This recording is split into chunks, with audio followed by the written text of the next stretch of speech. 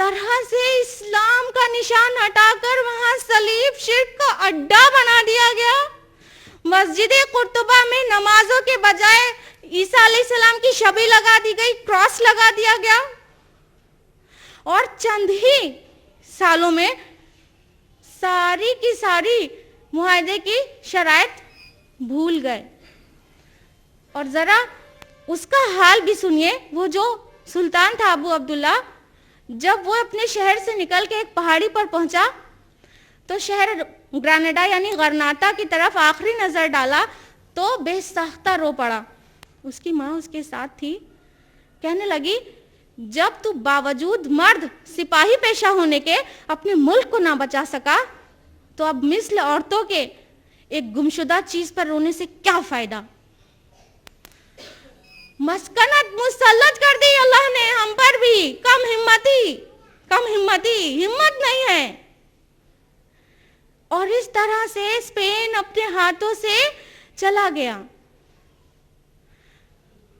ہر روز ہزار مسلمان بندی بنا کر لائے جاتے صرف اس جرم میں کہ ان کا مذہب, ان کا دین اسلام ہے. یا تو انہیں تلوار کے گھاٹ اتار دیا جاتا, یا تو انہیں جلا دیا جاتا, یا چوری کا جھوٹا الزام لگا کر ختم کر دیا جاتا, اور بعض کو سمندر میں اتار دیا گیا, ڈبا دیا گیا. کچھ سال تک تو اسی طرح ظلم و ستم میں کٹا. لیکن 904 ہجری میں یعنی 1492 میں صدی عیسوی میں ایک عام حکم جاری کر دیا گیا کہ کوئی بھی شخص جس کا دین مذہب اسلام ہے عیسائیت قبول کر لے, نہیں تو جہاں پایا جائے گا قتل کر دیا جائے گا. اور پھر کچھ ہی عرصے میں اندلس یعنی اسپین کی سرزمین پر خدائے واحد کا نام لیوا ایک بھی نہ بچا, ایک بھی نہیں.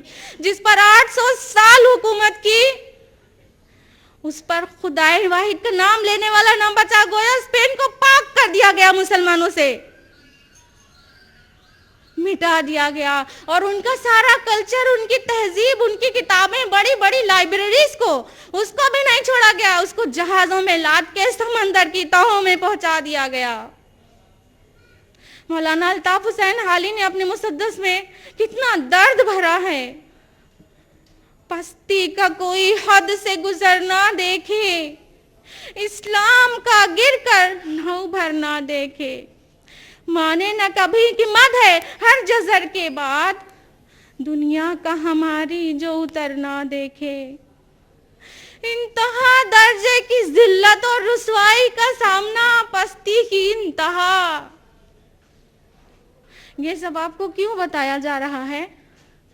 یہ لاول حدیث نہیں ہے, یہ قصہ گوئیاں, کہانی گوئیاں نہیں ہیں کہ تھوڑا انٹرٹینمنٹ ہو جائے, بلکہ لعلکم تعلمون, تاکہ تم جان جاؤ, لعلکم تعقلون, تاکہ تمہاری عقلیں ٹھکانے پر آ جائیں, لعلکم تتقون, تاکہ تم بچ جاؤ, لعلکم تفلحون, تاکہ تم فلاح پا جاؤ.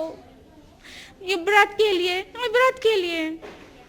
یہ وہی اسپین تھا جس پر طارق بن زیاد کی فوج نے 1/8 ہو کر فتح حاصل کی تھی, کیونکہ وہ اسلام میں پورے داخل تھے, وہ اسلام پر عمل کر رہے تھے پورے. اور یہ وہی اسپین تھا جب اس کو مسلمانوں سے بالکل دھو دیا گیا, کیونکہ وہ اسلام پر پورے عمل نہیں کر رہے تھے. وہ اسلام میں پک اینڈ چوز کر کے عمل کر رہے تھے اور اپنے آپ کو مسلمان سمجھ رہے تھے.